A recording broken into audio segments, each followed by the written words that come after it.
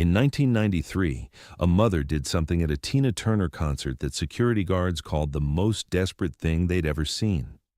Tina Turner called it the most important moment of her career. The concert was on August 14, 1993, at the Omni Coliseum in Atlanta, Georgia. It was the third stop on the What's Love tour, and the arena was sold out. 16,000 people pressed together in the particular way the concert crowds pressed together, close enough to feel the body heat of strangers, united by something they couldn't have explained if asked.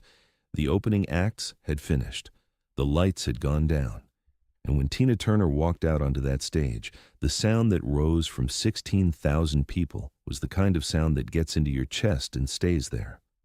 3 rows from the front, in seats that had taken 3 months and every favor her husband could call in to secure, sat a woman named Renee Calloway.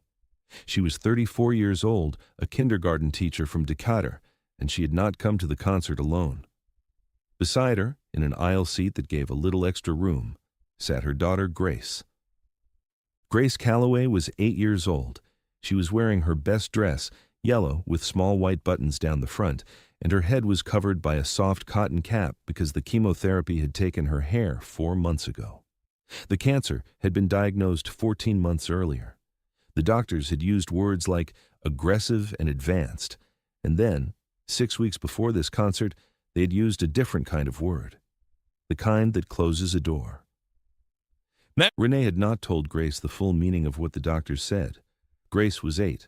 But Grace was also the kind of 8-year-old who listened carefully to the things adults said when they thought she wasn't listening, and she had understood more than her mother knew.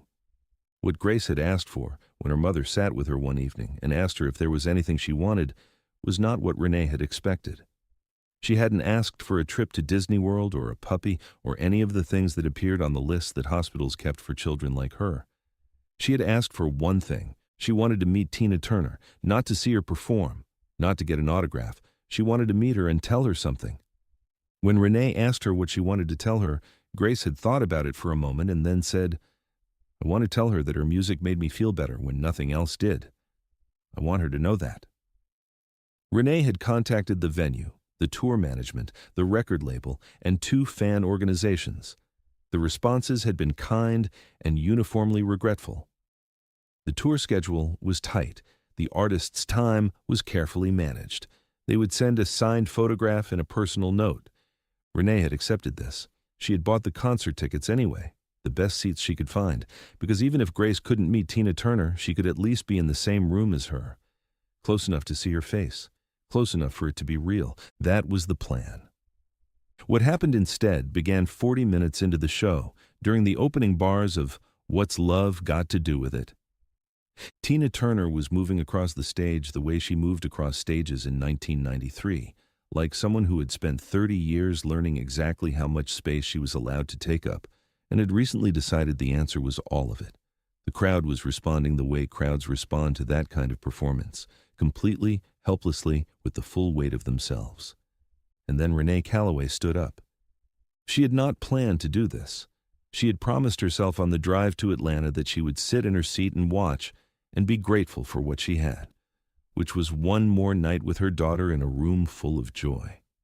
She had promised herself she would not make a scene, would not embarrass Grace, would not be the woman who lost her composure in public and made everything harder.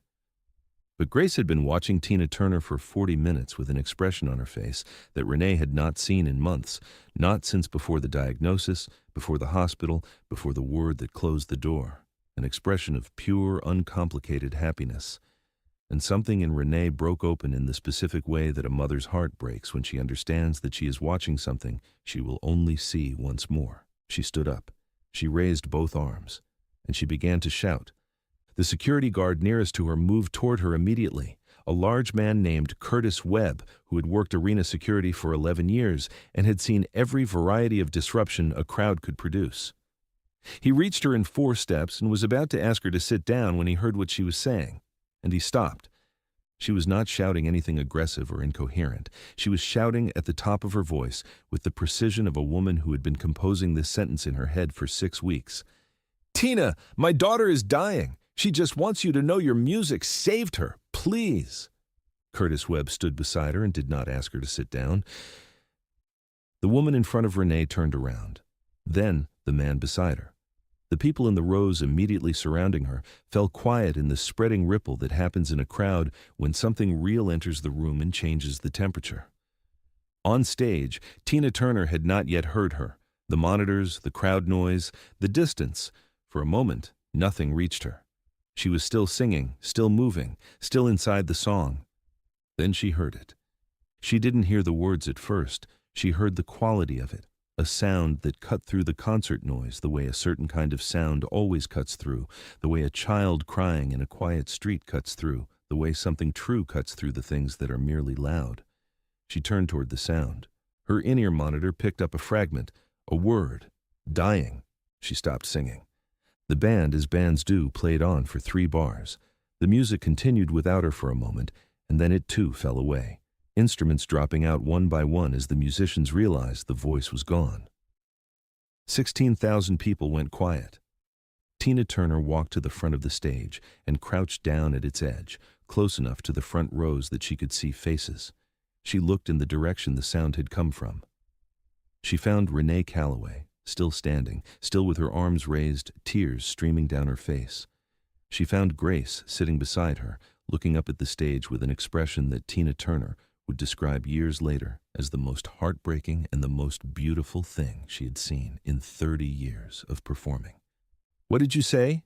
Tina Turner said into the microphone. Her voice was quiet. The arena was so silent that it was enough. Renee lowered her arms.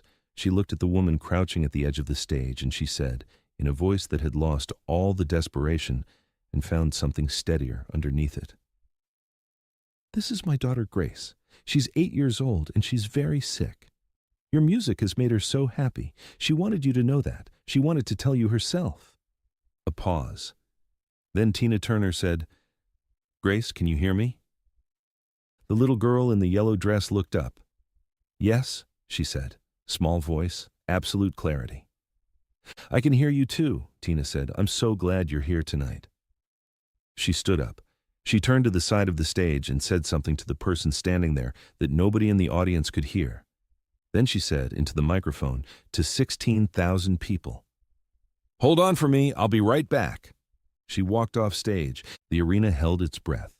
16,000 people sat in the dark and the quiet, and nobody left and nobody spoke above a murmur, and the minute that passed felt like something sacred. The specific silence of people who understand that they are witnesses to something that belongs to someone else and should be treated carefully. Backstage, Tina Turner's tour manager was already moving. He had seen her face when she came off, and he knew that face, and he didn't ask questions. Security was radioed. Within 90 seconds, Curtis Webb was at Renee Calloway's elbow, leaning down and saying quietly, "Can you and your daughter come with me?" Grace Calloway walked through the backstage corridors of the Omni Coliseum on her own 2 feet, holding her mother's hand, wearing her yellow dress and her cotton cap, looking at everything around her with the careful attention of a child who understood, in whatever way 8-year-olds understand such things, that this was important. They were brought to a room just off the main stage. Tina Turner was already there. She had not changed, had not had time to change. She was still in her performance costume, still lit from 40 minutes of stage lights, still everything the crowd out there had paid to see. And she crossed the room and she crouched down in front of Grace Calloway so they were eye to eye, and she said, "Hi, I'm Tina." Grace looked at her for a moment. Then she said, "I know." There was a pause. And then both of them laughed, the woman and the child, and the tension in the room broke into something warmer. Grace had rehearsed what she wanted to say. She had told her mother the words on the drive to Atlanta, wanting to get them right. She looked at Tina Turner, and she said them. "When I'm in the hospital and I'm really scared, my mom plays your music and it makes the scared go away. I wanted you to know that you helped me. I wanted to say thank you." Tina Turner did not respond immediately. She stayed crouched in front of Grace, at eye level, for a long moment. Then she said, "Thank you for telling me that. That is the most important thing anyone has ever said to me." They spent 18 minutes together. Tina Turner asked Grace about her favorite songs, about school, about what she wanted to be when she grew up. Grace said she wanted to be a teacher, like her mom. Tina said that was a good thing to want to be. Grace asked if she could touch Tina's costume. One of the sequins had caught the light in a way that interested her, and Tina Turner held out her arm and let her.